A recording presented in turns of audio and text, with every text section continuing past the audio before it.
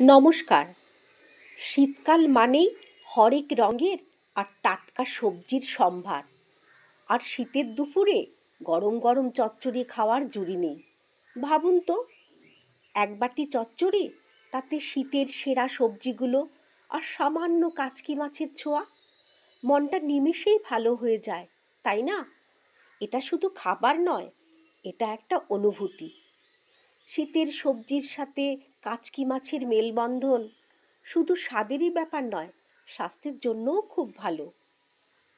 সবজিগুলো শরীরের প্রয়োজনীয় পুষ্টি যোগায়, আর কাচকি মাছ সেই স্বাদকে অন্য মাত্রায় নিয়ে যায়। এ যেন একই সাথে স্বাদ আর স্বাস্থ্যের সেরা যুগলবন্ধী। তাই আজ আমি কাচকি মাছের চচ্চড়ি করেছি। তার জন্য প্রথমে আমি কাচকি মাছকে ভালো করে ধুয়ে হলুদ নুন মাখিয়ে রেখেছি। এরপর পেঁয়াজকলি, আলু, বেগুন, শিম, মূলো সব ধুয়ে কুচি কুচি করে কেটে নিয়েছি। এরপর কড়াইতে তেল গরম করে তার মধ্যে কালো জিরে, কুচনো রসুন ছেড়ে দিয়েছি।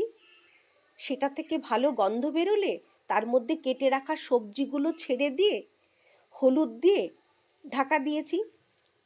এরপর ঢাকা খুলে নুন দিয়ে কষিয়ে আরও কিছুক্ষণ ঢাকা দিয়ে সবজি কিছুটা নরম হবার পর মাছগুলো দিয়ে পরিমাণ মতো জল দিয়েছি।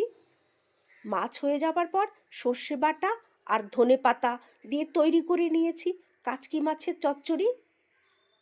খেতে দারুণ হয়েছে। আর উপর দিয়ে লঙ্কা দিয়েছি, কারণ ঝালটা আমি ঐচ্ছিক রেখেছি, যাতে সবাই নিজের পছন্দ মতো খেতে পারে। আর কাচকি মাছের প্রচুর পরিমাণে প্রোটিন ও ক্যালসিয়াম থাকে, যা হাড় ও দাঁত শক্ত করতে সাহায্য করে। এতে ওমেগা 3 ফ্যাটি অ্যাসিড থাকে, যা হৃদরোগের ঝুঁকি কমায় এবং মস্তিষ্কের কার্যকারিতা বাড়ায়। এটি আয়রনেরও একটি ভালো উৎস। তাই আপনারাও মাঝে মাঝে বানান।